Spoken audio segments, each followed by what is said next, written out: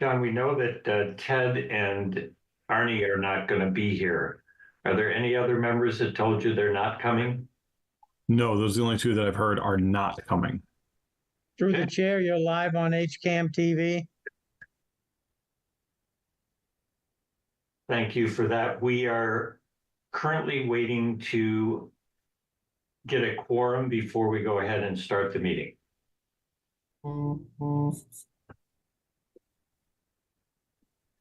That looks like it might be Vic. Yes. Excellent. Is the name for.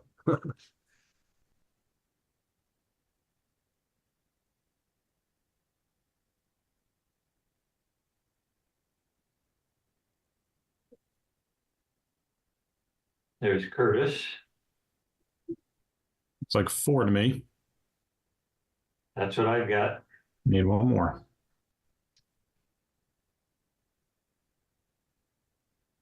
Do we feel lucky? Nope. Sam's in the waiting room. Ah, perfect. All right.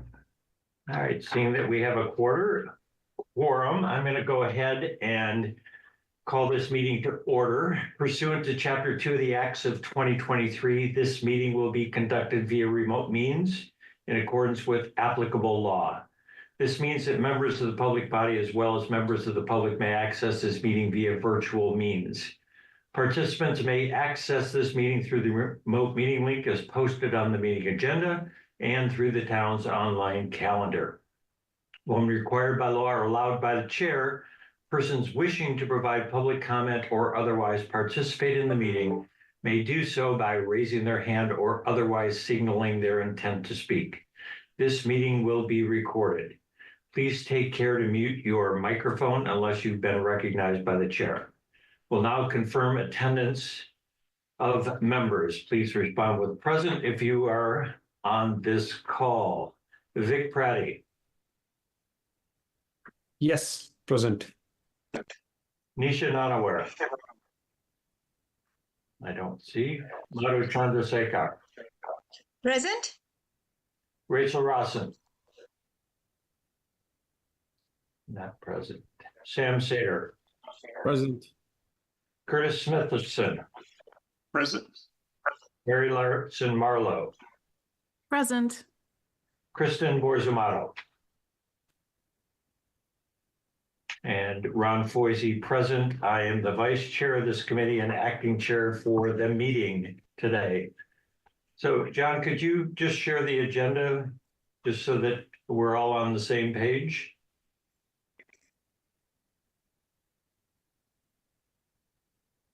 Yep, let me just pull it up. Thank you. So the first item is the 6870 South Street, Hayward Street rezoning proposal. Maury Gasser's with us tonight to talk about some potential modifications to the USLPD. And we'll have a brief discussion of the MBTA communities followed by the minutes. So that's the agenda for tonight. And at this point, I'd like to recognize any of the board committee members that want to talk at all about the Hayward Street rezoning. And hearing none, I'd like to introduce Scott Richardson to go ahead and begin the discussion on the 6870 South Street, Hayward Street rezoning proposal. Thanks, Ron. Good evening, everybody. I'm Scott Richardson with Gorman Richardson Lewis Architects, working with Jim Marguerite on this potential rezoning, and also David Click, local attorney, is joining us as well. Let's see, is it possible for me to share my screen to present what I had sent, or do you want to do that, John? I will let you share. Okay. All right, you're all set. Okay. Does everybody see the site plan on the screen. Okay. Yes. Great.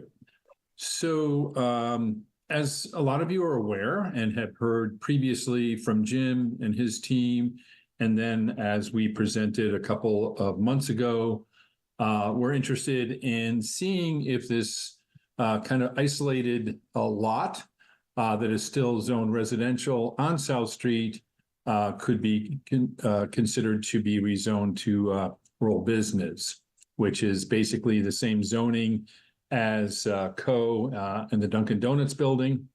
And as most of you know, the rest of South Street is zoned industrial with an overlay, hotel overlay district on this site. So what we're proposing, we have a little more definition tonight on the project. We're proposing an 80 by 100 footprint, which is about 8,000 square feet on 3 floors for a total of 24,000 square feet. And as per the business zone, the zoning bylaws for business use, which this is, we need 80 parking spaces. So our building, being 100 feet long, is basically about 20 or 30 feet less long than the Dunkin' Donuts complex. We are proposing to come in off of South Street, approximately here, with the in and out for the parking lot. Have a small parking area here. We have access all around the building. Turning radius is to be confirmed with the fire department, of course. And basically have parking around the building. As you can see, there's a property line right here.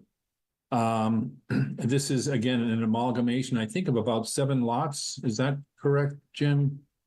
I think there's about 7 lots that are part of this parcel.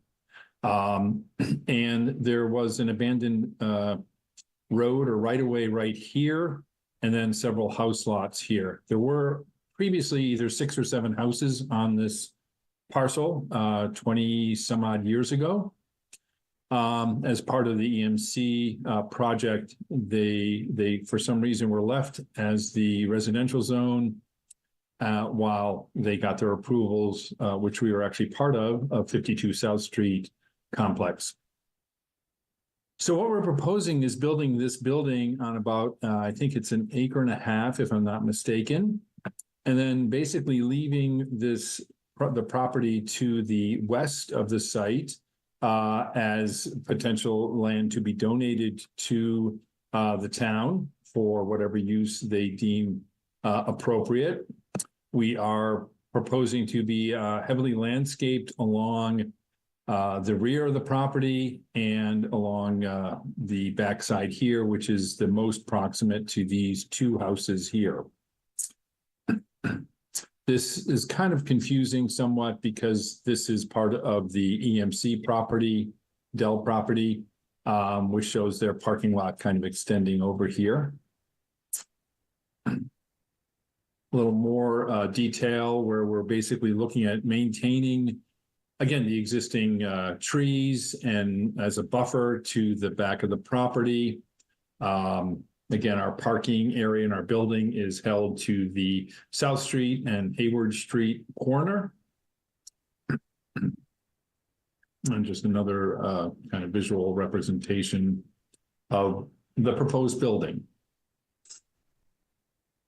As you can see, our parking area does not extend as far back as the EMC parking lot. And again, we're maintaining a buffer. As we get into further discussions, we're open to any kind of a berm or additional plantings behind there. While this isn't an exact representation of the foliage that's there, we anticipate, again, maintaining the wooded area as a significant buffer to the next house, which is here, as well as the houses that are here along Hayward. Again, as per our previous outline, relative to the use of the building, it is strictly office space, would be used for Marguerite Concrete's office staff. which right now are primarily up at 239 South Street and at other buildings that he owns and operates out of. So this is strictly office use. There'd be no trucks other than obviously pickup trucks, if that's what office staff are driving. And basically would be kind of in concurrence again with the uses that are up and down South Street, which range, as everybody knows, from office space to industrial space to what Riverside Properties just completed here is their landscape yard. And we feel that it's basically kind of an oversight that this was kind of left as a residential area, because I can't imagine anybody wanting to live right on South Street. And we feel that it's a more appropriate use on South Street. And with the concept that we're proposing, we feel we have minimal, if any, impact to the residential area along and adjacent to the lake. Jim or David, any other comments or clarifications? I don't have any, Scott. I think you did a great job presenting it. David, any other thoughts relative to, again, this initial where we are right now?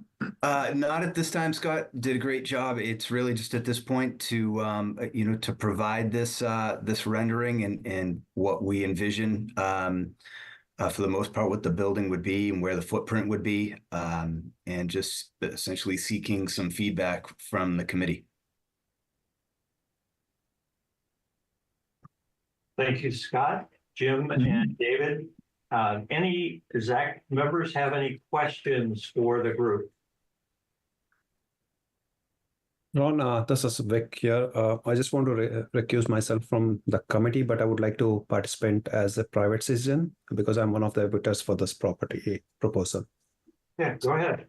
So as a private citizen, I just want to say that, it looks good, the presentation looks good, but the open question still remains for me. And for the record, sir, my name is Vikasit Prati. I am at 33 Hayward Street, Hopkinton.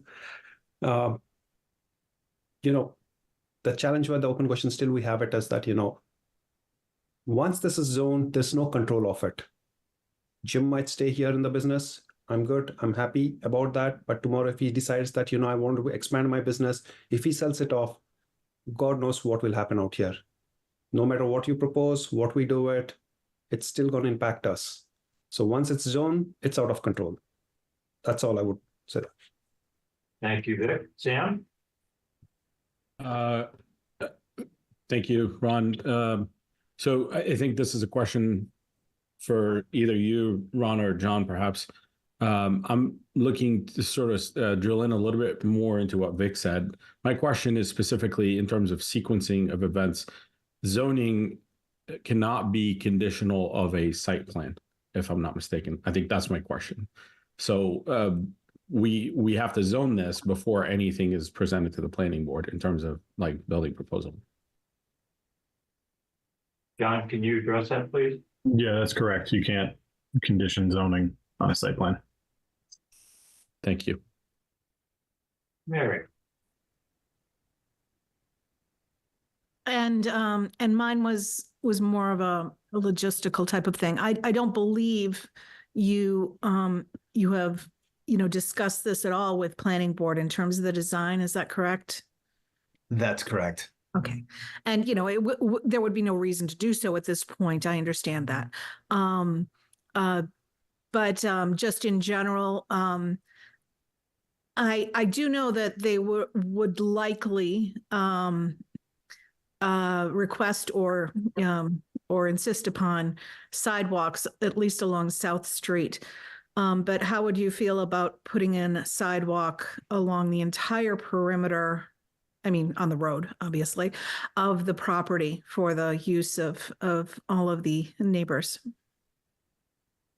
So we are, through the chair, we are proposing to add sidewalks along South Street, since there are sidewalks here at 52, and then they I think they kind of disappear. Again, that's a planning board component, not really a rezoning component as Absolutely, yeah. previously stated. But I believe we would be open to doing so here. Again, if this portion of the property is donated to the town, that would be, a further discussion relative to whether the sidewalk is extended there or not. Understood. Thank you. Got, town meeting recently approved $123 million operating budget for the town. And Monday approved debt overrides for tens of millions of dollars more expense for the town. Do you have any idea, or could you get for us any idea of what the tax revenue benefit would be of this zoning compared to current zoning? Yeah, David, did you want to address that? I believe as it relates just to what we have here in terms of estimates for annual tax revenue, I think we have an estimated tax revenue of 75,000. And for fixed asset tax and excise tax, it's roughly estimated around 25,000. So that would be But in terms of a comparison, we don't have that at this point. Okay. Well, right now, John, these parcels are empty space right now, is that correct?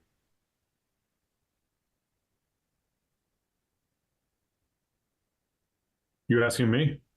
Or Scott? Yeah. Yes, these are.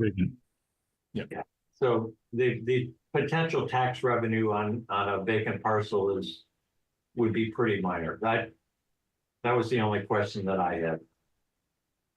If like to open up are there any other comments from the committee members?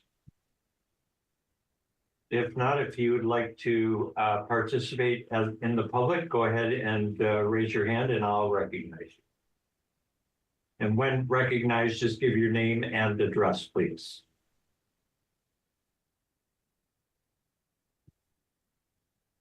Sam, go ahead. Thanks. Just one quick question. If I remember correctly, the last time we looked at a design, you had a entrance and exit on Hayward. Did you move away from that, or am I misremembering? No, that's correct. So there's only one entrance exit just along South Street. There's no access along the Hayward Street side. Okay, thank you. Yep.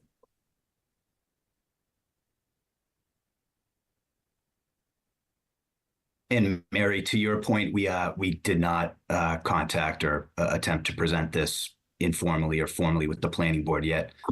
This is certainly our first stop to seek some feedback, concerns from the committee, as well as to speak to members of the public. Thank you. Thank you.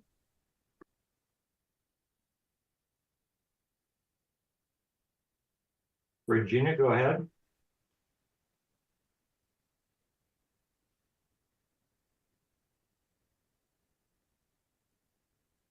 Regina, you've raised your hand. Go ahead and you're recognized to speak.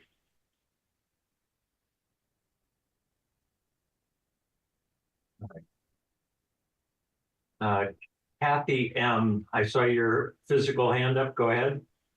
Yeah, this is her husband, Steve Lang, at 23 Hillcrest Drive. I'm down the road, down Hayward, or just off of Hayward, down the hill a bit. So is this a request?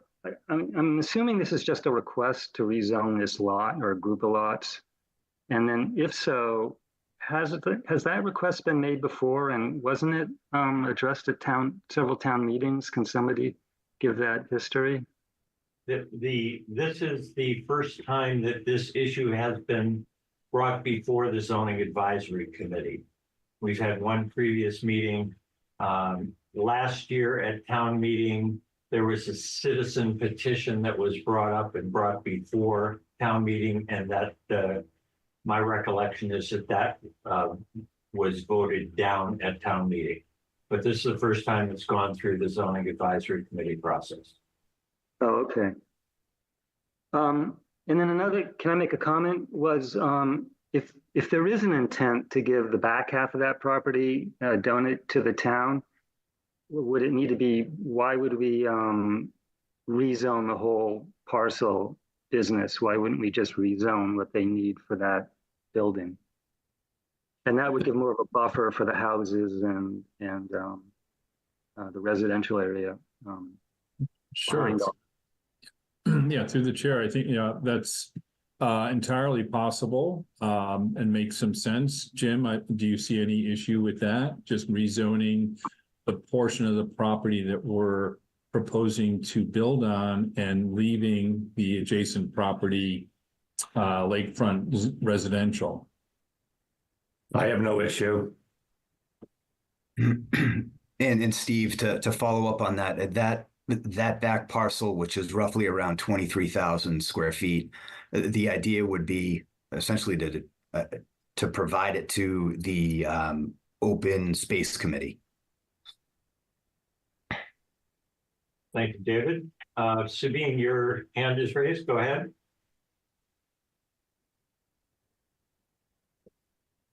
Can you hear me? Yes, we can.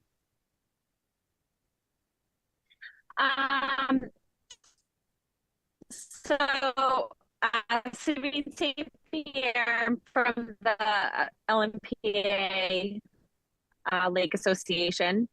I think our the drainage, it is so, the idea of keeping that, as much of that parcel lakefront residential would definitely be preferable from our standpoint. Because again, in the future, to Vic's point, once Marguerite is gone someday down the road, we have no idea what's going to happen with that parcel. And,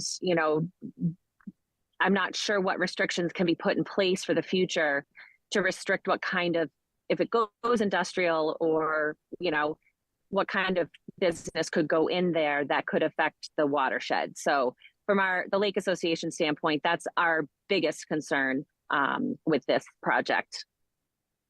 Thank you, Sabine. Go ahead, Scott. Through the chair. So just to clarify, we're not looking to rezone this industrial use. We're looking to rezone it rural business, which is the same zoning as Co and Dunkin' Donuts. And again, under the bylaws, it's very defined what is allowed in that zone, primarily office use, retail use, restaurant use.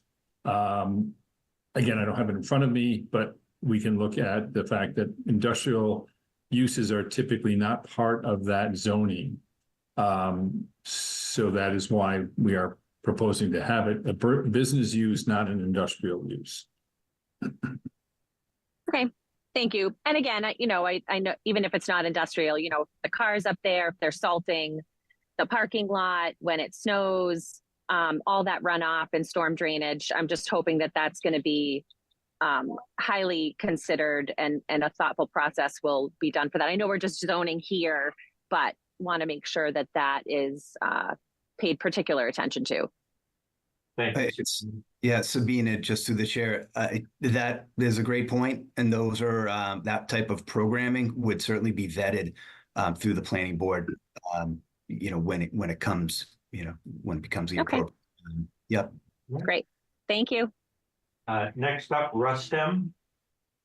Hello, finally joined with the audio. I appreciate Jim Marguerite effort on the presenting this. I had a question. Chair, name and address, please. For the minute. 35 Hayward Street, Rustem Rafikov. The first question is that about the safety, right? So, and you are not planning to have exit on Hayward Street at all, but at some point you may say, we need to exit there for your safety. That would make unsafe our environment completely. And last time we were saying that that could be indeed that it's not allowed to have exit there, but what's going to happen if it will be a safety issue for the development finally and for the office use? Now, this is the first question. And another question is, there is a small parcel on the border of the former EMC property there where a parking lot is, which belongs to other person. What's going to be with this one, with that one? He will get isolated completely from the roads. Thank you. Scott, would you like to address that? Yeah, I just want to be clear on the first question. Was that focused on the potential future Yes, need yeah, for yeah. or Yeah, I mean, requirement? it could happen. It could happen during development that it would be a requirement to have the exit there.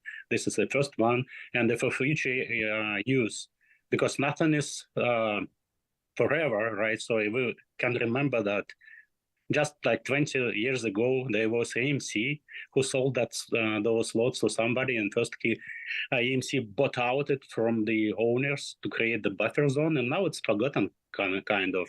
And what happened after 20 years? We need to think about the future and how people would live around there too. Sure. Again, I think that might be something that could be conditioned in the subsequent approvals phase if in fact the lot is rezoned. David, any further thoughts on that? Yeah, certainly. Where we're really at the early stages, discussions about certain restrictions, they're certainly on the table with regards to use. Certainly, there's no intent with regards to access there, nor has it really been vetted about what extra steps there would be hypothetically if this was a plan that went before the planning board after a zoning change and was approved without an access onto Hayward. What would be the steps of if it wasn't Marguerite Construction, if it was someone else who came in and tried to anticipate it going forward? I think it would be a question, Rustam, where you'd have the ability to raise that or any concern you may have at that point. But we're certainly on the early stages at this point. And there's no intent with, as you can see on this site plan, to provide for access onto Hayward Street. It's really just for exiting and entering through the South Street as the primary access point. Thank you. And I think on the second question, I'm not that well versed in. There are multiple parcels here. I'm not well versed in the parcel that you're talking about. David, do you have any further insights on that? I actually, to your point, Scott, I wasn't entirely clear on what the second question was. It sounds as though, Rustam, if you want to just reiterate. Yeah, sure. I think you had a concern with regards to that western edge. Yeah, sure. There is the road, right? So Cove Road there, and it goes to the parcel at the very end before the EMC, where the EMC parking lot is, and that small parcel there belongs to a former developer of this land. Who has gone already. So that's not part of this larger parcel back here? No, just that doesn't belong to Mr. Marguerite. I think if he hasn't bought since last year. Mm-hmm. Yeah, that's a good question. I don't have an answer on that. And so we'll do a little more research on these individual parcels and the ownership of them. And again, if there's a parcel back here that is separately owned and isolated, we'll have to understand that. Okay, thank you. I think it comes back to just reviewing the title report, and we can do that in short order. Yeah. All right. Thank you. That's a good follow-up. Thank you. Mike Cavanaugh. Mike Cavanaugh, 4 Osceola Drive. We had a meeting at the Art Center where Mr. Marguerite was asked what he was going to do if this got voted down at Town Hall, and he said he was going to get it rezoned to industrial. So this being rezoned to industrial by Mr. Marguerite has been discussed. And the question I have is that building diagonally across, the one across from the KO restaurant and the Dunkin' Donuts. From what I heard, that's not on the market because the soil's contaminated. And I was wondering if anybody looked into that building because, you know, I wonder if there could be a win-win. Maybe, you know, the state could fund the cleanup and it might be cheaper to buy and it's already zoned for the purposes that Marguerite Construction is looking for. So I'm just curious, did anybody look into that building? Jim, any comment, Jim, on that? No, I was aware the building was for sale. It's very old. It's, in my opinion, probably a tear down. And it was, you know, it wasn't in our budget. They wanted a crazy amount of money at the time.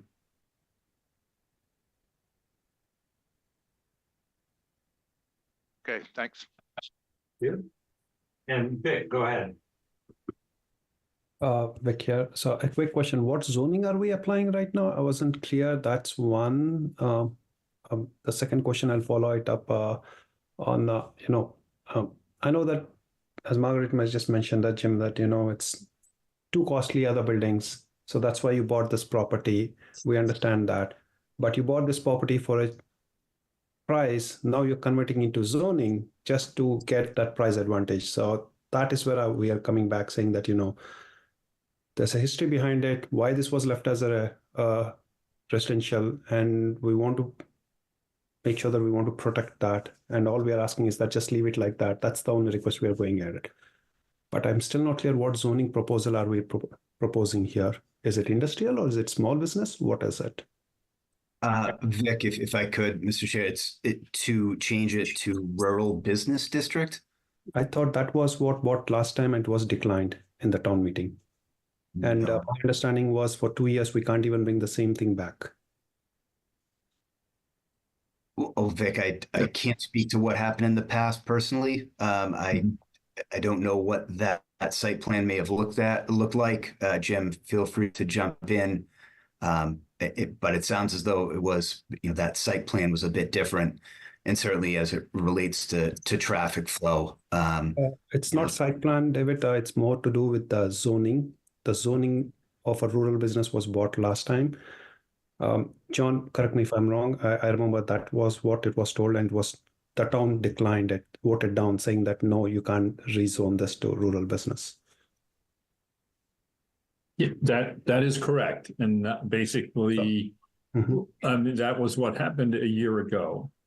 So that's why we're going through this process, kind of the more standard process to vet this through zoning advisory committee, then hopefully ultimately planning board. And again, with input from neighbors in the town and abutters to craft a zoning rezoning that is acceptable, and that the earliest it would be able to go to town meeting would be next May, which would be 2 years from the previous voting vote.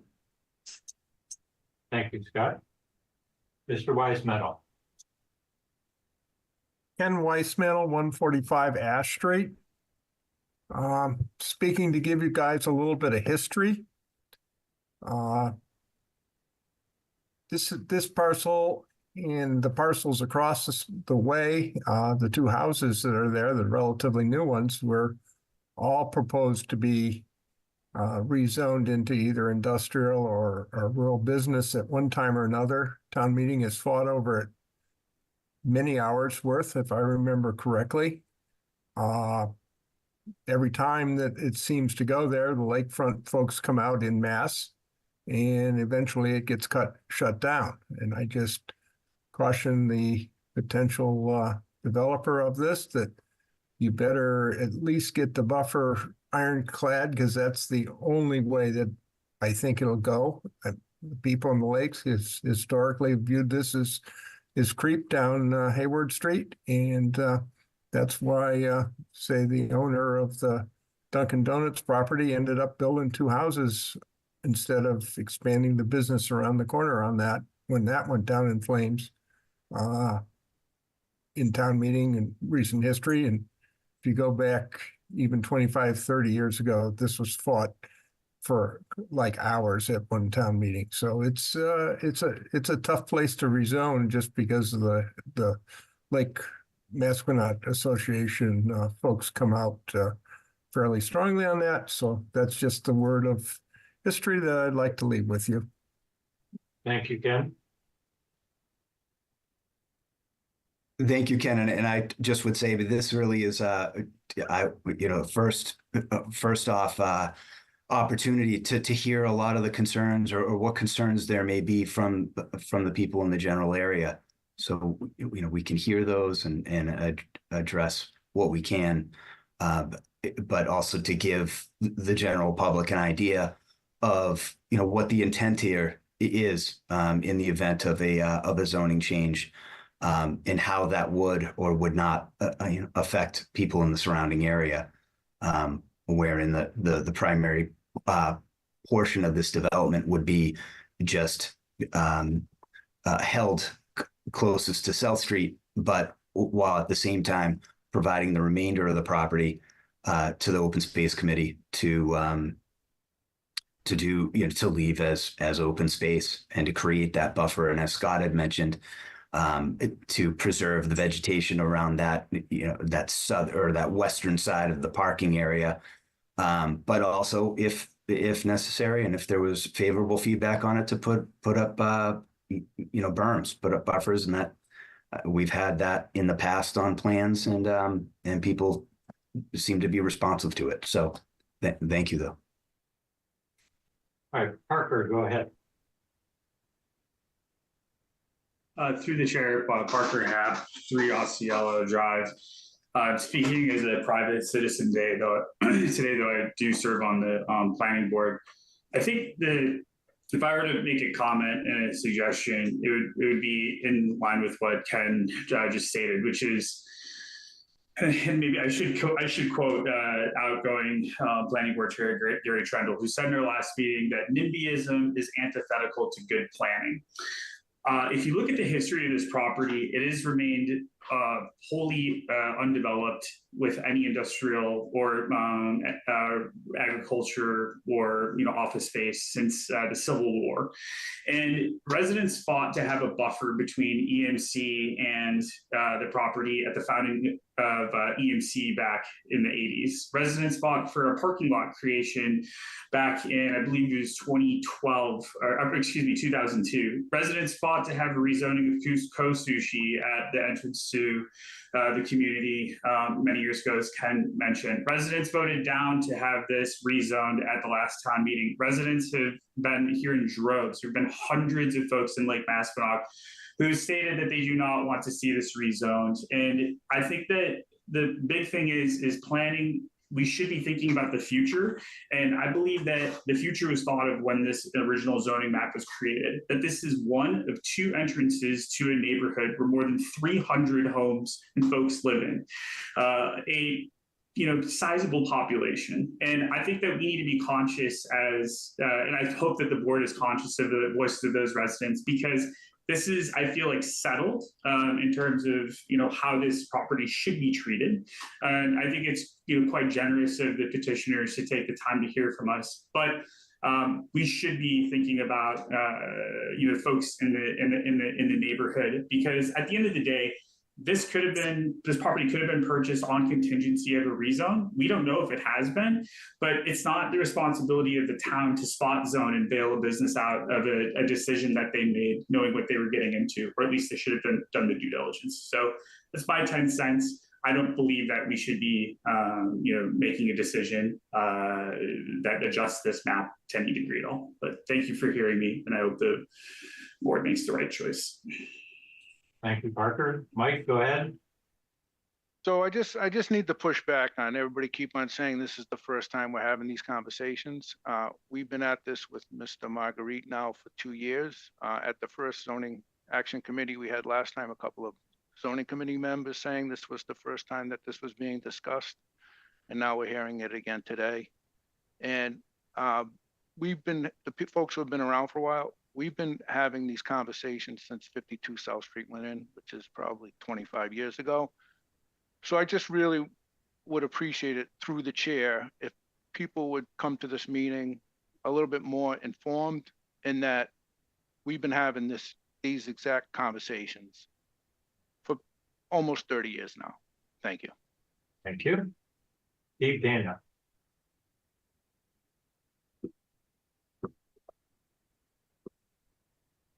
All right. Any final words from the zoning advisory committee members on a way forward here?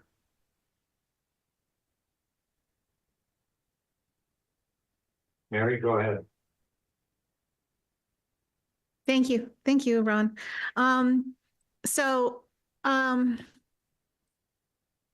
Clearly this is, and I really thank the last speaker and Ken for the history beyond the last few years, because, don't know the 30-year history of this discussion, certainly. The neighborhood will need to continue to be vigilant about what they want to see have happen with this property, because I believe it's currently zoned residential. So, and certainly, if somebody comes in with a plan to put a building on this property, you may not get quite the design that you like. There may be, there may be a multifamily put onto the property. It's a large enough property to support it. So I just want to caution people that this is, the zoning advisory committee is simply an advisory committee. We don't make the final decisions. In fact, even if we were to vote down this as a recommendation to take to planning board, it does not end there. So as you know, it can go forward as a citizen's petition. And then at planning board, that's not the final decision either for rezoning. They simply vote on it to see whether or not it goes to town meeting. And then the town as a whole votes on it. That's the final decision in terms of rezoning. But then the design of a site plan would need to go through planning board in certain cases, and except, for building a single family home or something like that.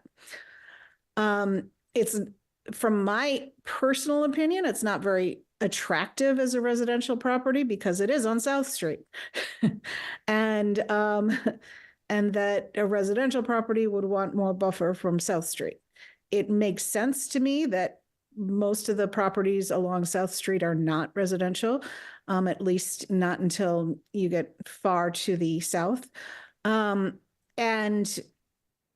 it makes logical sense for this to have been business or industrial all along. But I understand the neighborhood concerns, and that has to be one of the factors that is involved in this entire process. So, in my opinion, it's not, if there are merits to a rezoning of a property, and this has absolutely nothing to do with the design presented to us. That was simply a courtesy because that is not binding in any way.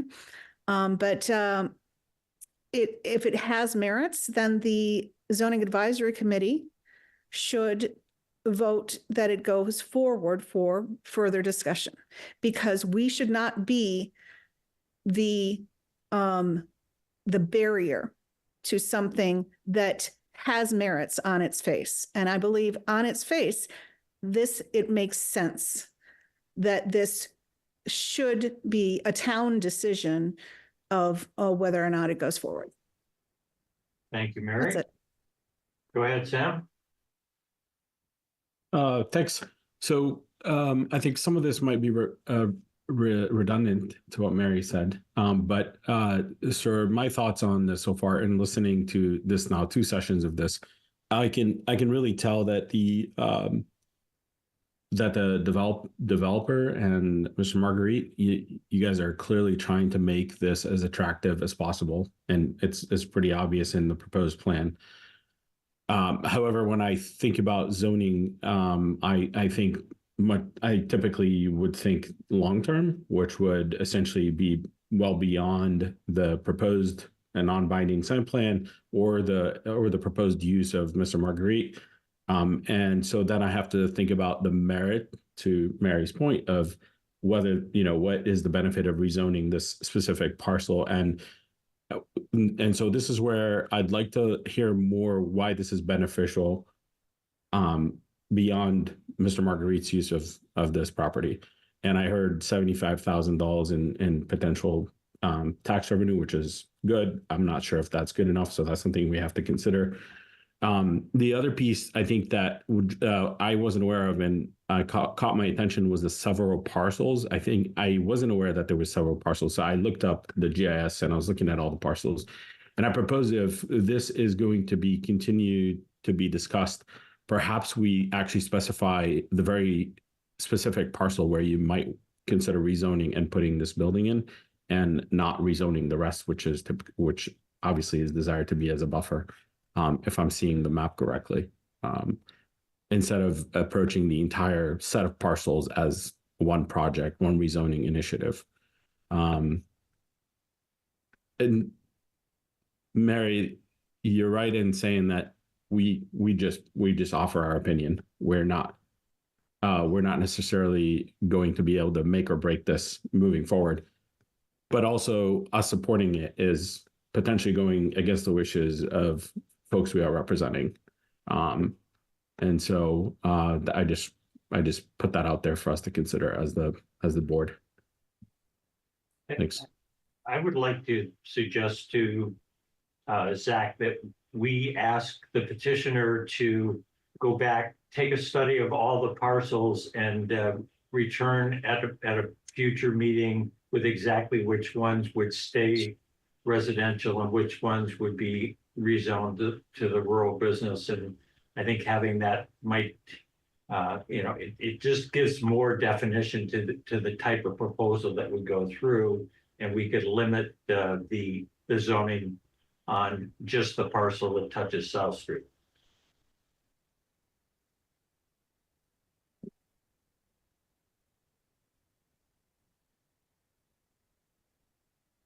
All right. So, John, would we move to continue this to a future meeting? So through the chair, it's up to the committee. Yeah, we can move it to a future meeting. You can set a meeting date and move it to that meeting, or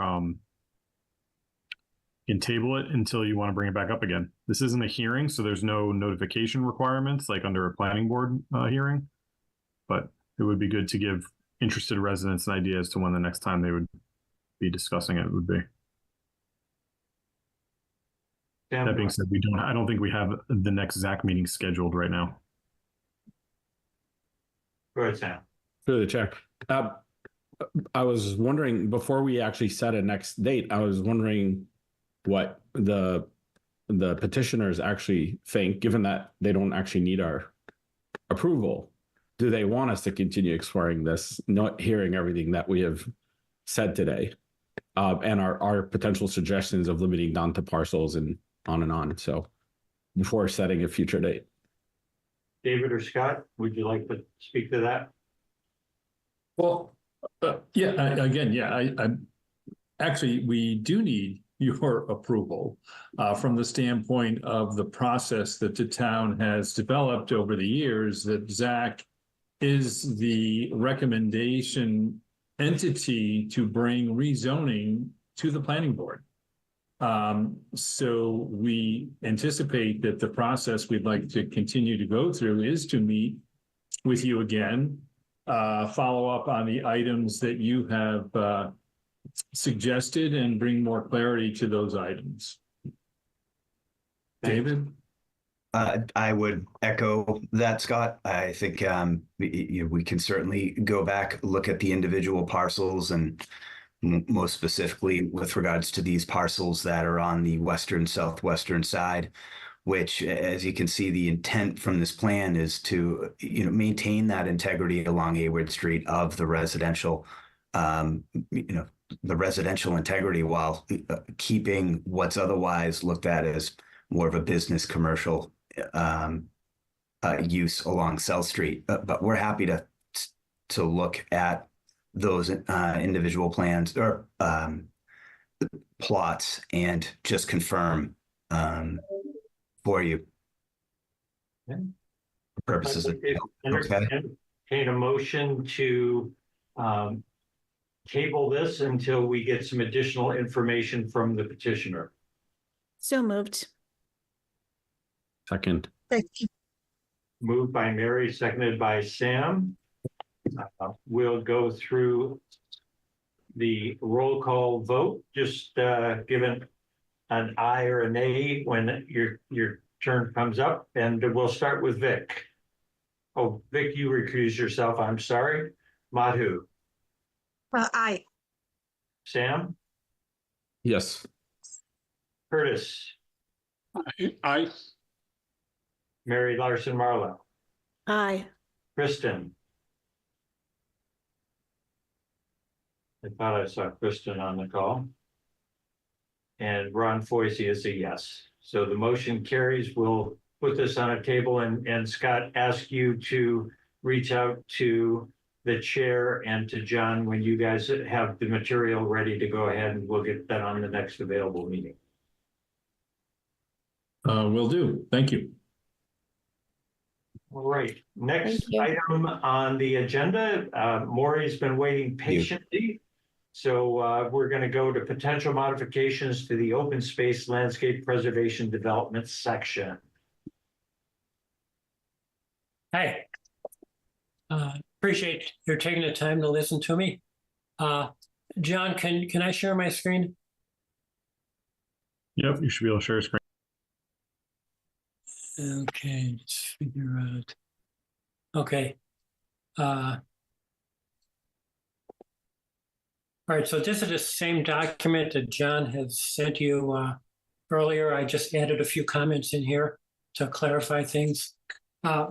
This is all about two simple and one slightly more complicated proposal to the open space bylaw, OSLPD bylaw. And there's a couple of purposes here. The first proposal for section 210 113A, the goal of the change I'm proposing here is to potentially increase the amount of open space in an OSLPD by allowing more wetland than the current bylaw allows. The problem with the current bylaw is that says no matter how much open space the developer provides, no more than half of that can be wetland.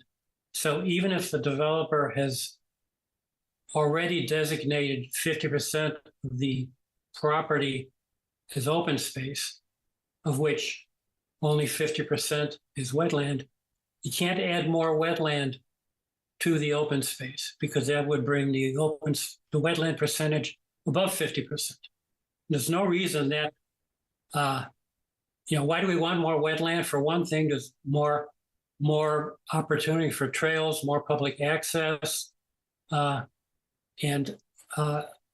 kind of see the plans coming in for OSLPDs, and it seems like the plans are jumping through hoops to make sure there is exactly 50% wetland or no more than 50% wetland. And it might just be easier if the wetland can be bigger as long as that percentage of upland that's currently required is maintained. So the proposal here is to allow any amount of wetland in the open space as long as the open space is 50% of the property, which is the case today, and it has an upland area equal to or greater than 25% of the total property. So we're getting exactly the same benefits today with potentially more wetland being added to the open space. Maureen, do you have any examples of any specific examples of where this would have benefited OSLPD? Well, I haven't talked to developers to to say, well, what would you have done if this weren't a constraint? But for example, the most recent one is the Emerald Drive development. You look at some of those lots, they're huge lots, house lots, whose back part is all wetland. Now, that could have been added to the open space with no loss, I don't think, to the value of those lots. Yet they now become private property of the homeowner who will probably never venture out there. That could have been part of the open space, but it would have exceeded the 50% limit. If other developments that been done a long time ago, I can't say what the motivation was for the things, but I see the percentages are very close to 50% in all of these. So it's obviously they're playing the numbers. Got it. To stick within the rules. So I don't see any disadvantage to making this change. And the wording change is easy. I have it in boldface here. The next one has to do with the fact that the open space in an OSLPD, there's three things that can be done with it. It can be given to the town. It can be kept by the HOA or the developer, and in which case it needs a CR, or it could be given to a land trust or any other organization, actually, in which case it also needs a CR. A CR is a pretty onerous thing. And the way I see it, if the land is given to a land trust, it's already protected. And to have a land trust's land have a CR on it means that some other land trust needs to be the holder of the CR. So you've got two land trusts managing the same property, which doesn't make a lot of sense. So my proposal here is if the land is given to a land trust or appropriate entity whose goal is conservation of land, then we don't need a CR because it's not helping anything, and it's a long, onerous process to actually create a CR. On the other hand, if the land is given to the town, current bylaw does not require a CR. And this seems to me inconsistent with the fact, for example, that property acquired through CPA, for example, even if it's purchased by the town, has to have a CR on it. So you've got town property that has to have a CR because I guess presumably the town can't be trusted to keep that land as open space. So why there and not here? So I would say that if the land is given to the town, it should have a CR on it, just to be consistent with that and to assure that it stays as open space, because otherwise there'll be no constraints as to what can be done with the land. So those are the changes I'm proposing there, and it's in boldface here. Require a CR if the land is not conveyed to a land trust, conveyed to the town or HOA, it must have a CR. So that would be a proposal there. By the way, I have a sense that the developer, in terms of the developer's requirements, the easiest thing for them to do would be to donate it to the town, because that just requires, well, it still requires a vote at town meeting to accept the land and so on, but no CR is required, which is kind of a burdensome thing to do. If it was given to a land trust and it didn't require a CR, then that would be the same benefit and it would be protected as if it had a CR. So that's the two simple changes I'm proposing. There is a glitch here, and it's a problem with the current bylaw, is in the cases where a CR is required, there's absolutely no time limit on how long that CR can take to create. And Halt has several properties which were supposed to have CRs on them according to the current bylaw. Even though I'm proposing that shouldn't be a requirement, but given it is, we've had them for 20 years and there's no CR. Why? There's nobody to write a CR. There's nobody to give the CR to, because you can't hold a CR on your own property. So that the current bylaw has no teeth as far as requiring a CR because it doesn't have a time limit. So I don't exactly know what to do here because we got to deal with the fact that currently CRs are taking 2 years or more to complete due to delays in the state organization that reviews CRs. They're way behind. And even if you had the document written perfect today, it might still take a year or two before the state signs off on it.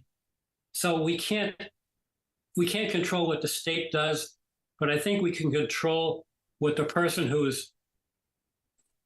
tasked to write the CR and submit the CR to have a time limit of some sort. And I don't know the exact wording to do. One suggestion that I have here is to require a draft as a CR to be submitted to the state is negotiated between the developer and the CR grantee at the time of the first building permit. So that puts the date that the CR has to be written and submitted to the state at the time of the building permit. Then the state can take as long as it wants to approve it and so on. I think the planning board should have some say on this as well. If you look at the conditions on developments, the planning board often doesn't have a date either. The planning board can specify dates, special permit granting, and so on, or it could be just negotiated with the developers to what that date should be. But there has to be some motivation to get the CRs done when there is a CR. And that, I don't know what options there are for specifying penalties if it's not done and so on. I see a lot of conditions specified by the planning board that are never enforced because nobody goes out and checks after the building permits are issued. Nobody looks at anything. So anything that happens after that is kind of difficult to enforce. So I'm looking for the suggestions here as what the wording on that should be. But I think we could come up with something that has a little more teeth. So those are my two proposals for bylaw changes. Thank you, Maury. Any comments from the committee?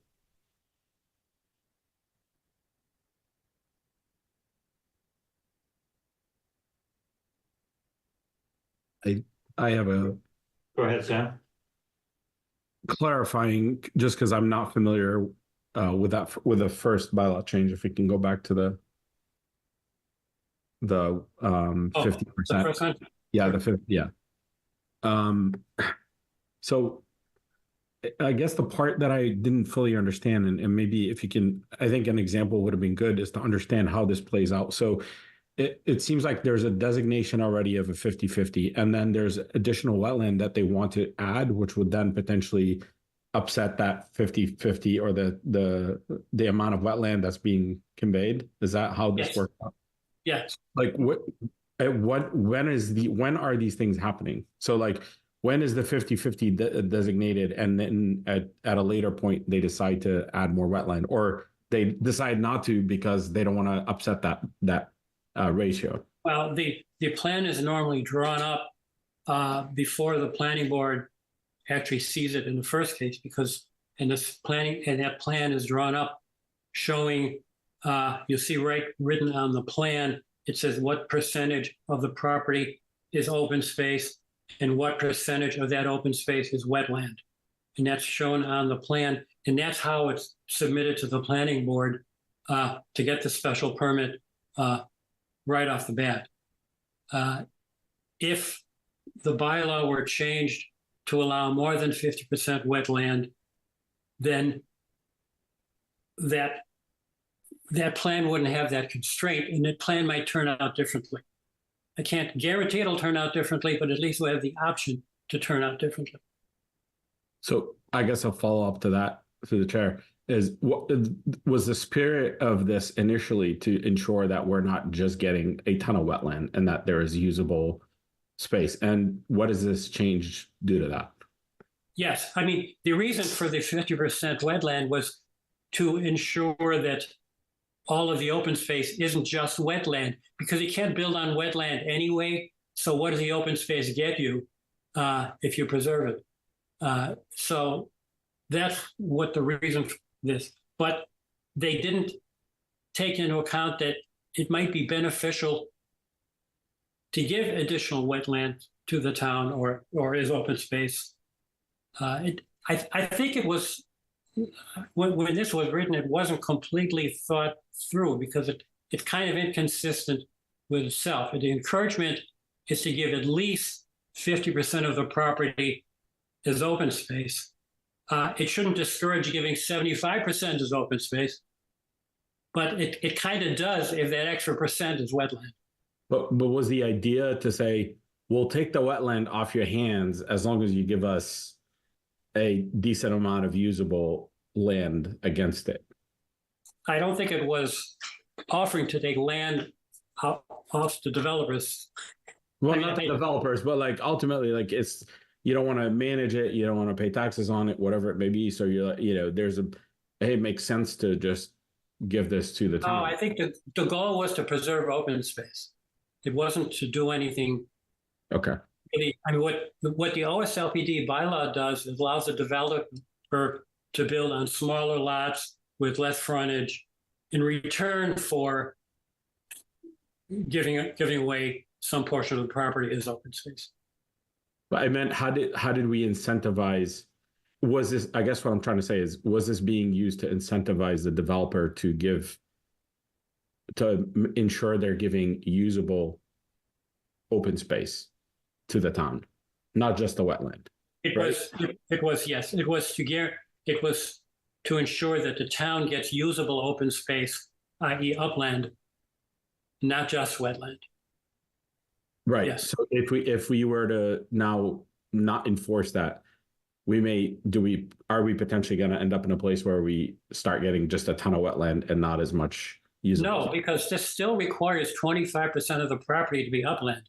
Today, 25% has to be upland, 50% of 50%. This still requires that. So we're not getting any less upland. I gotcha. Okay. Yeah. But then like you give us, the rest 60-70% could be wetland as long as you give us 25% of the property in. Exactly. Exactly. Okay, I understand it. Thank you. Thanks for that clarification, Sam. Anyone else on the committee? Mary, go ahead. Hi. So I think that these are really good proposals. So thank you, Maury. And I agree that, the wording of this, I mean, it was unintended consequences and we've been living with them. But it was a very well-written law or bylaw in many ways. But, certainly it was complicated and we've struggled with how to reword it. And so I think that this is a very good proposal. My suggestion of where to take it from here is that John should take this wording and obviously review it with his careful eyes, but also insert it into the bylaw wording and then bring it back to us to review the whole bylaw. With wording changes, and so we can have a chance to digest it a little bit more. Thank you, Mary.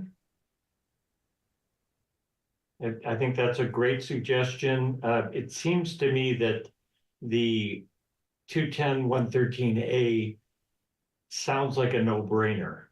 The CR restriction to me is a little bit more complicated and perhaps fraught with unintended consequences. And I would also like to take a time to check with a few developers in town and just see if they can put at some of the potential unintended consequences, and we'll bring this up at a subsequent meeting.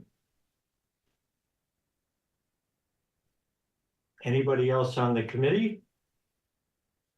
Mr. Wisemeadow. Ken Weismantel, 145 Ash Street. Through you, Mr. Chair, to John, I believe if the Conservation Commission is given land, and also I think the Water Department is given land for watershed maintenance, both of those take an act of the legislature in order to take them out of conservation, which kind of provides the, I'll say, the advantage that a CR would do, and maybe some of those that have gone to the town and to be held by the Conservation Department then become, I'm going to say, more protected.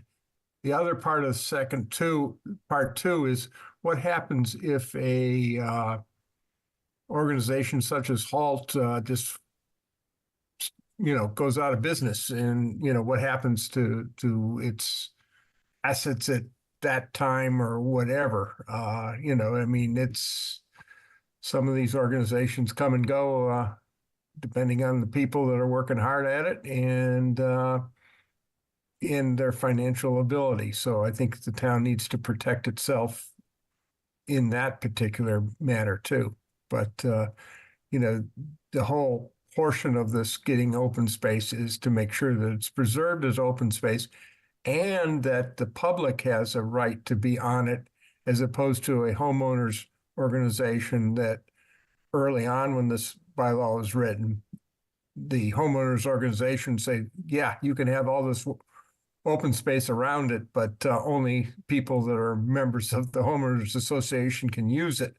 And that part, I think, got changed. But the key is to make sure that it's open and available to the public. Thank you.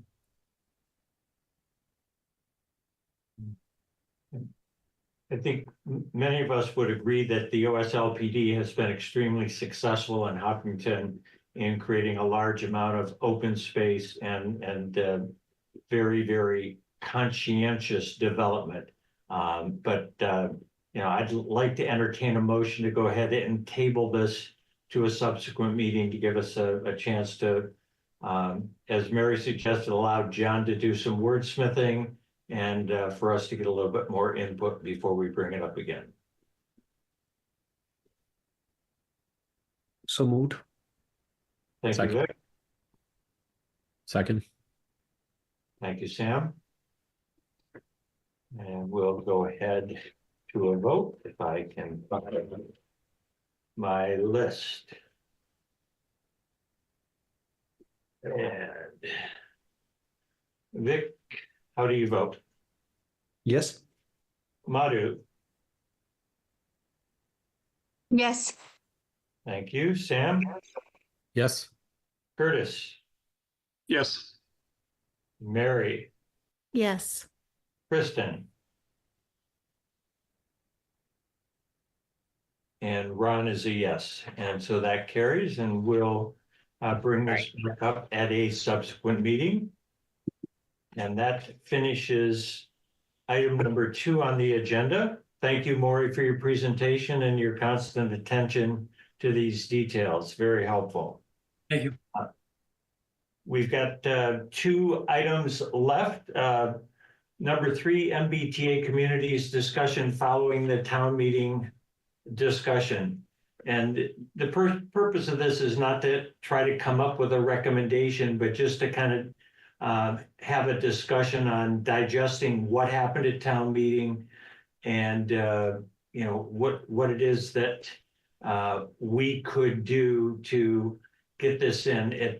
According to our interim town manager, it would need to go to a special town meeting in September or December in order to meet the December 31, 2024 deadline for compliance. And, you know, as was brought up at town meeting, if we do not approve it by then, we are subject to the loss of state grants as well as probably being sued by the Attorney General. And again, that seems to be the pattern for the other towns that are in there. And I do want to thank John. Mr. Wiseman at town meeting brought up potentially putting the Eversource natural gas tanks as one of the parcels to do that. Public utilities are, according to John's research, are specifically excluded from being eligible parcels for this type of development. So we need to begin to think of, are we going to bring the same proposal back to a special town meeting? Are we going to change it? Just like to get some thoughts on that as we try to navigate our way forward on this, because September is right around the corner. If that's when we're going to try to do it. And we, John, if you correct me if I'm wrong, but we haven't heard back from the planning board yet as to what they want us to do. Is that correct? That's correct. They are going to discuss it at the next meeting on June 3rd. So planning board was going to discuss it at their last meeting, but we realized that there were going to be potentially 2 new board members and a new chair. So we felt it best to leave it until the new board is seated and the new chair is elected to have the planning board figure out the path that they want to move forward on this. Right. Thoughts, members? Ron, this is Vec through the chair. I just want to check, did we get a clarity what kind of lawsuits we would be prone to and what funding we are losing the amount? Because this discussion did came last time in planning board and also in ZAC. And also based on the town meeting, what I hear or what I'm hearing is that we are forced to vote here, that either you vote it and make it selected or else you'll have lawsuits. The purpose is beating down that, you know, the will of the people. So, the Commonwealth of Massachusetts has been very clear is that this is state law and you're going to comply with it or we're going to sue you. And they have followed through on those commitments. My understanding is that over the past several years, we have received grants to the tune of around $1 million. In aggregate of things. So it's a significant amount of money. It's not an earth-shattering amount of money because I don't know over what period of time. And John, I don't know if you have those numbers but that was the most recent number. Yeah, so we've had this question a lot and it's kind of a hard question to answer because you can look at the money that we've been granted in the past and depending on the timeline, what grants are included. You know, I've heard 500,000 to 5 million. MassWorks, I believe, was at least 500,000 for engineering, and I want to say 2 million for other design and construction work. And that's just MassWorks. That doesn't include the MVP grants that we've gone for and have gotten the planning grants and that kind of stuff. But I think. And this is what my answer has been to everyone that asked me that. It doesn't matter what we've been granted in the past. They're not going to take that money away from us. It's what we want to do in the future that we would not be eligible to do. A lot of work in climate change goes through the state, through the Municipal Vulnerability Preparedness Program.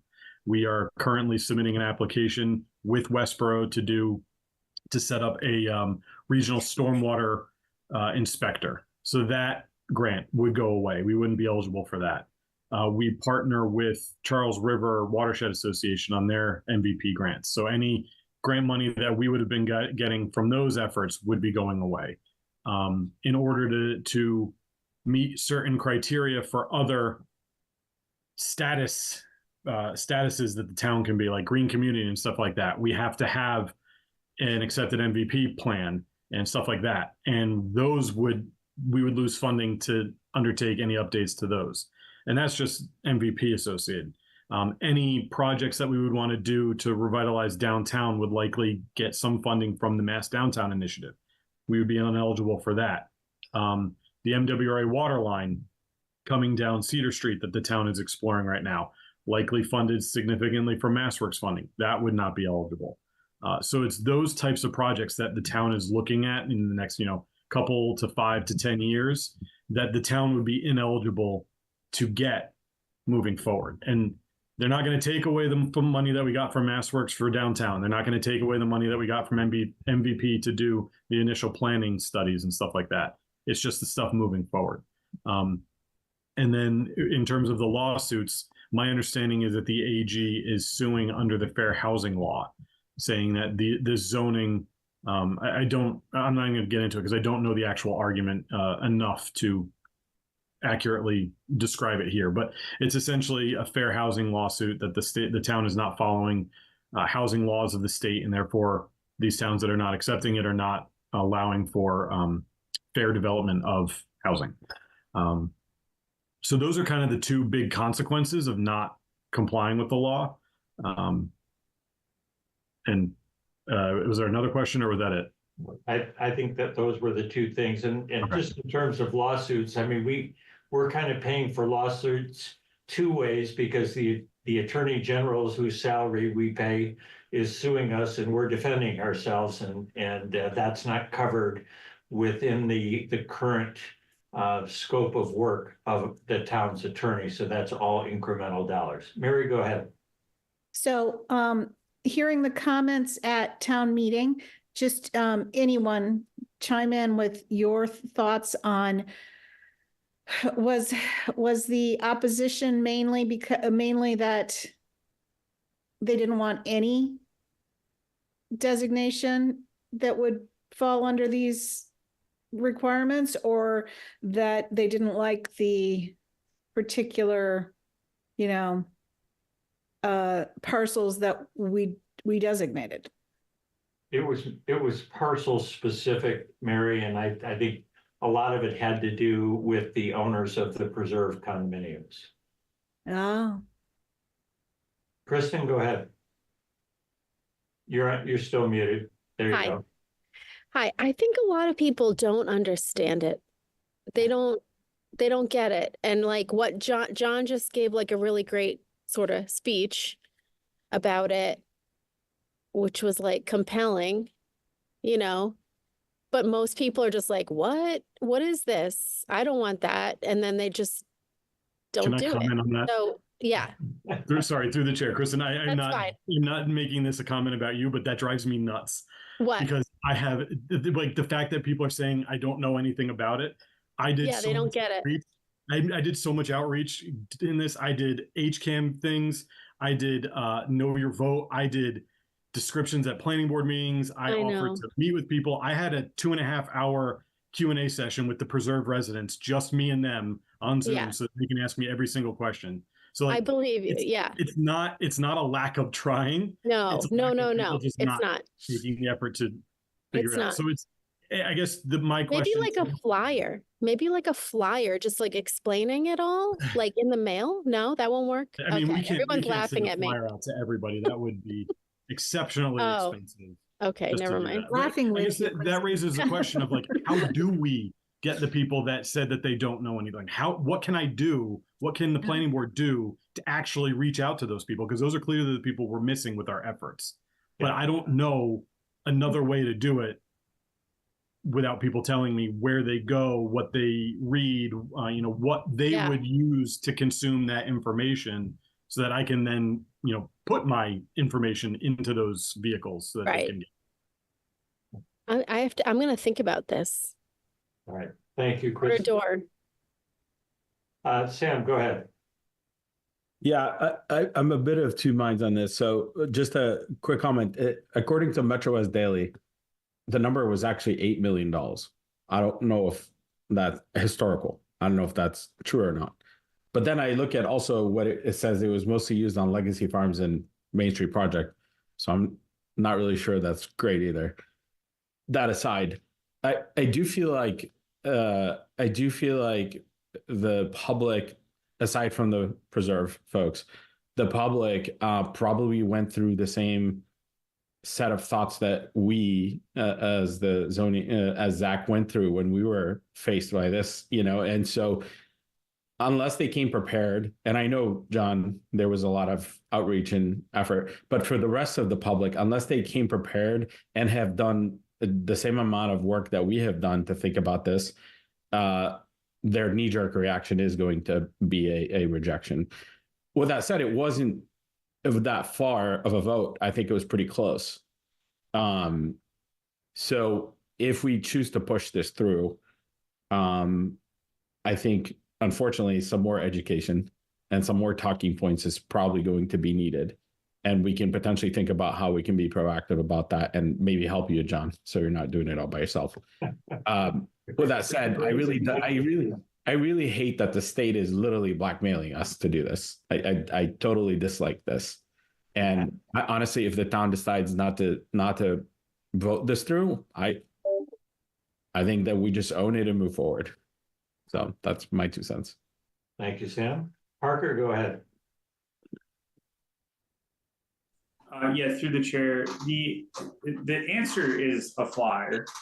I have printed just in Lake Mass, Minocqua, and for outreach. Cost me $80 at Staples. I'm willing to print it on a personal printer and go door to door because the answer is education. And I was literally just in the neighborhood walking, talking to residents today, and asked a voter, have you heard about the MBTA communities? And she said, I don't know Facebook. I don't even watch the news. I don't know what it is. The only way you get that person is you go to their door and you stick a flyer in it. And I'm volunteering today to do that because of all that we stand to lose. And I think more importantly, speaking as a private citizen, we lost by 8 votes. It was on the 3rd day of town meeting. The school crowd was gone. And I think that the plan, Ted did an amazing job to talk about the plan and how it is a great vision for using public transportation and giving folks potentially down the line. We have to think in terms of, decades, 10 years down the line, potentially, there could be a development there. And you know what? I grew up in a town that they developed townhouses or something similar right next to public transportation, and folks were able to go from Woodstock to Chicago and not have cars. And I think about like the persona of person that we're trying to have. Hopkinton is near equidistant between Worcester and Boston, and we could be drawing folks interested from either of those metropolitan areas wanting to use public transportation. It's a great plan. I think you guys did a phenomenal job. I wouldn't change it in a heartbeat. I'll go door to door. I'll do it 10 times if that's what it takes, because you have to meet people where they are, and not from a point of like antagonizing them either. Like planning board literally went and talked to folks in the preserve, and we had a town meeting people saying, you didn't listen to us, you didn't talk to us. I didn't do a good enough job, right? So I think that's what we have to do. And I wouldn't change the map. We can get 8 votes. I think we can get 8 votes. We'll look forward to hearing from the planning board after their June 3rd meeting. Vic, go ahead. I believe Ken raised the hand first, so do you want to give him first? You're the member, Vic. I'd like you to go first, please.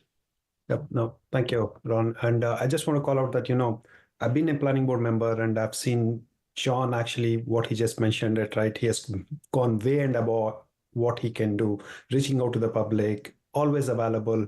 He even called out many times. And John, thank you for that. I know that's not an easy task, but I just want to say that, when we do this, we don't want to change this, honestly, because we did a well thought through process, and I'm fine pushing it across once again. And next time when John goes ahead, right, John, tag me along with you so I can do whatever we can to get this thing done. That's all I would say. Thanks, Vic. Thank you, John. Curtis.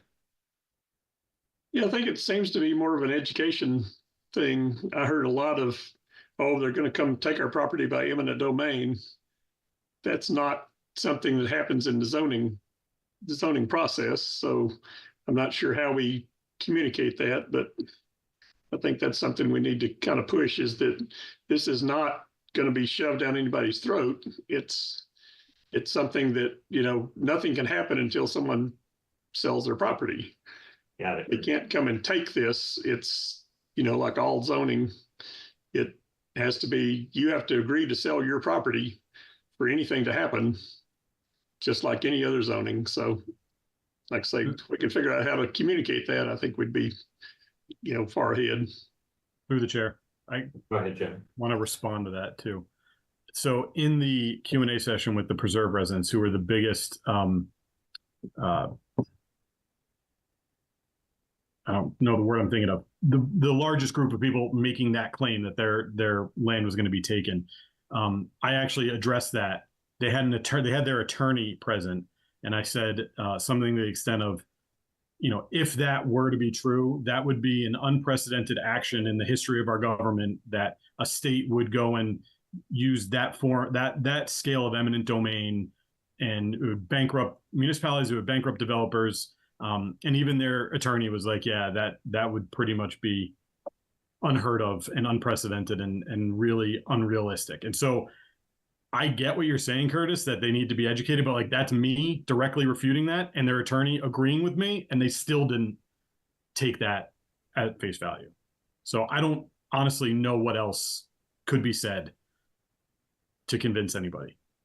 Yeah, I'm not sure how to address that, but I think that's our principal issue, is a understanding of the zoning process rather than. I don't disagree with you on that. Absolutely. Thank you. Ken. Ken Weissman, 145 Ash Street. I'm going to take a little bit different view. If you do the same thing and expect different results, I think that's the definition of insanity. And quite frankly, I don't think you've seen the organization or the opposition as well organized as what that neighborhood is. You lost it when the superintendent said, we have to build more schools if this thing goes through. That was done on Monday night. That's when you lost it. And I think you have to step back and understand the economics to the developer of this. When the apartment complex at Legacy was being built, and I'll use this as an example, and you need to get the updated numbers, a apartment developer would pay $40,000 per unit that you could develop for the price of the land.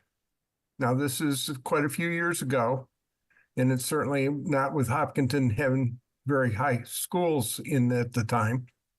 So I suspect that number is significantly higher. And if you take $40,000 times 15 per acre, that's about $600,000 for raw land with no utilities, without anything for these guys to do it. I suspect that number is higher than $40,000. And I think John could do some research with a couple of developers and the apartment complex guys, and they'll find out what that currently number is. Or if you look at maybe an apartment complex that sold some land in another town along 495 in the last year or two, you'll see what that number is and what they'll do there. And that kind of gives you a frame. For example, if it was double that, quite frankly, the people at Preserve might be getting more money per unit than what they currently have. So you could be in the margins of where it is, as it is there. It all depends on what that number is, and that's the number you have to really understand. I sense that the people want to see land set aside for this that cannot be immediately developed. The Carboni land is developable very quickly.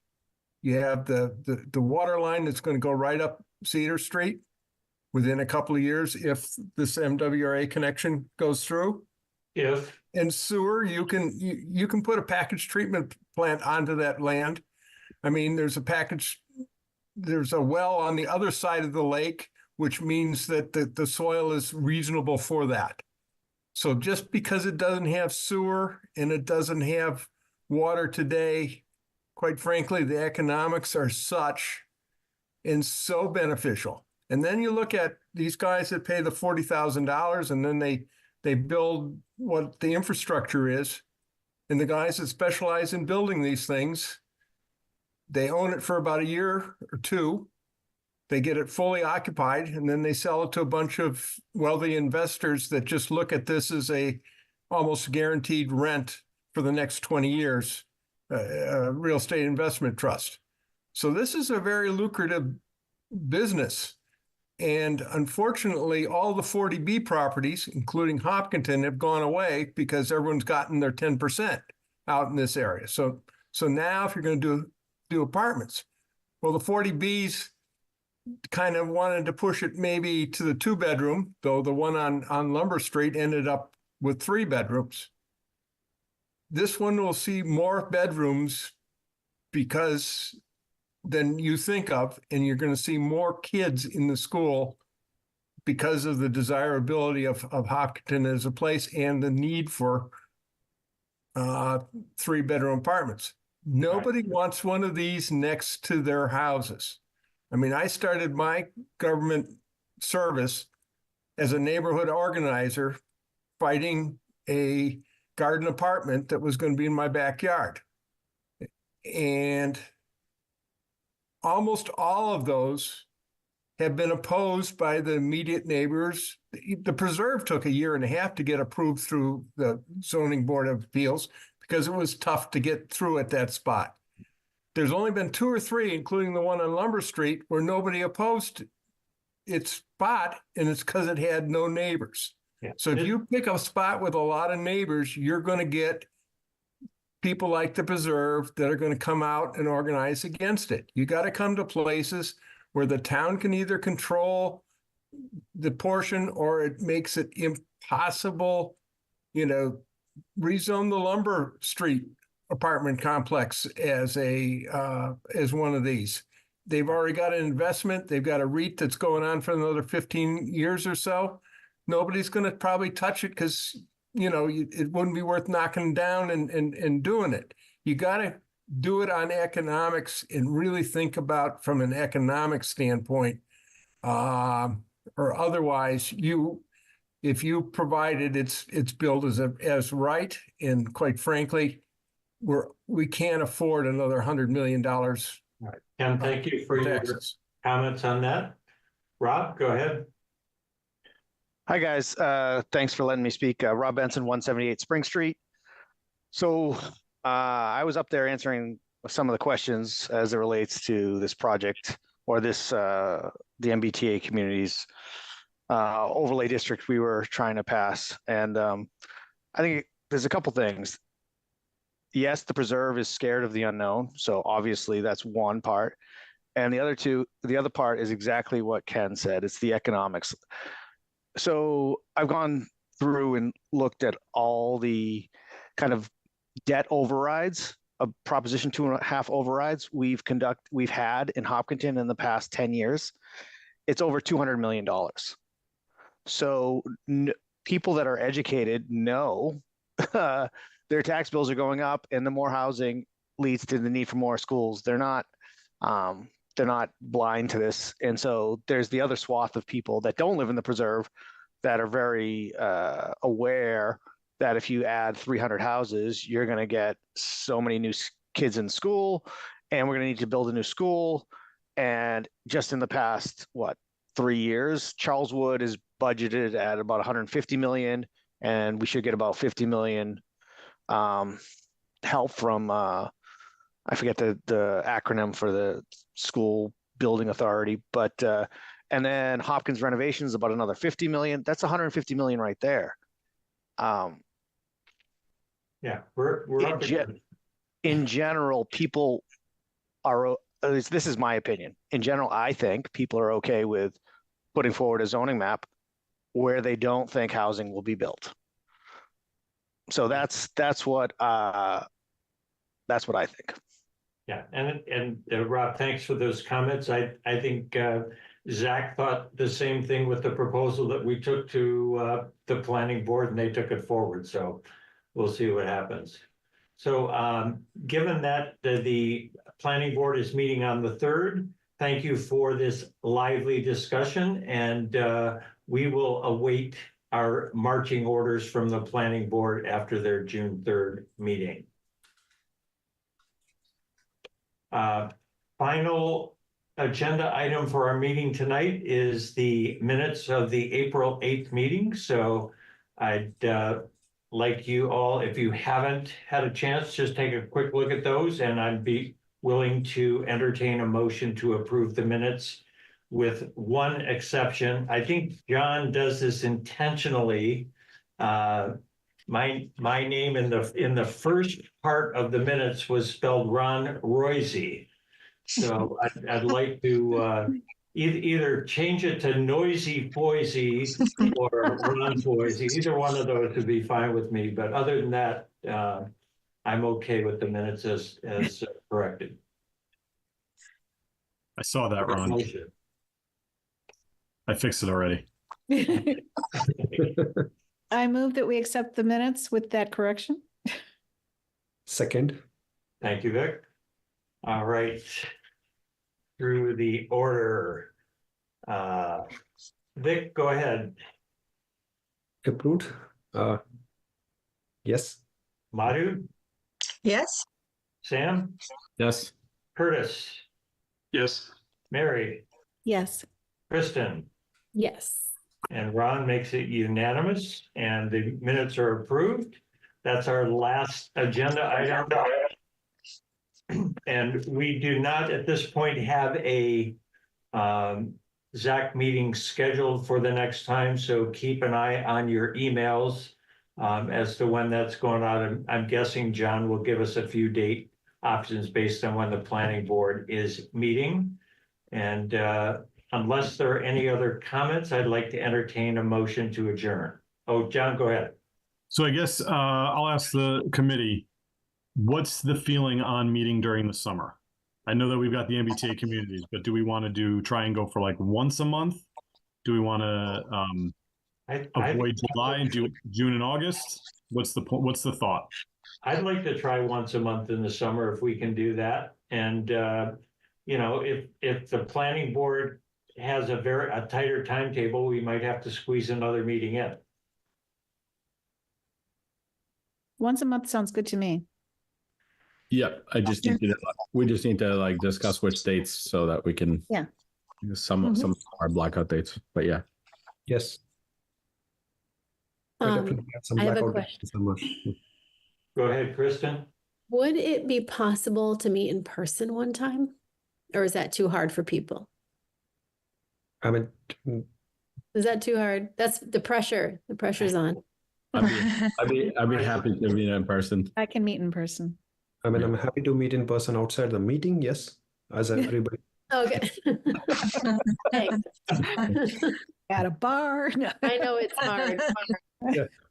I feel like I would do so much better in person, like just to be able to ask people questions and like understand things better and like spitball ideas. Maybe I'm just not good on Zoom, but I know that's hard for maybe Kristen, you can always come hang out in my office. I might. I'm gonna pop by.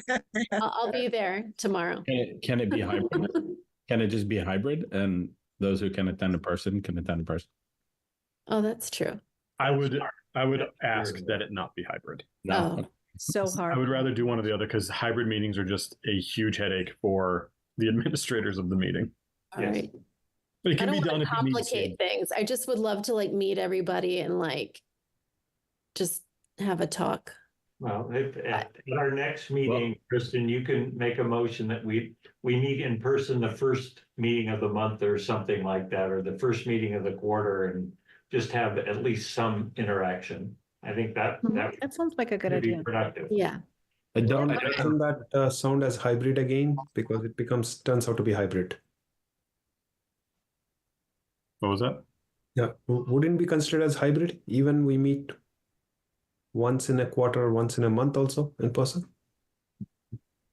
No, hybrid is just when you have people remote and in person in the same meeting. In the same meeting. Yeah. So I might put Ken on the spot here, and I don't know if Ken got my text message or not, but I offered to buy Ken a beer if he can walk me through the CR process So Kristen, maybe that's how we meet in person. Okay, I'll do that. At the local brewery. But Yeah. we have to be careful of open meeting laws. That's true. I just wanted some education for me because that's a process I'm not familiar You with. just wanted to have a beer with Ken. That too. All right, did we vote on adjourning or do we need Nope, to? not yet. So moved. Second. All right, can we just do a voice vote on adjourning, John? All in favor, say aye. Aye. Aye. Aye. All right, I'm gonna declare our meeting adjourned. Thank you, everybody, and we'll see you for our once a month summer meeting, whenever it is. Okay. Bye-bye. Thank you. Thank Bye. you. Bye. Thanks.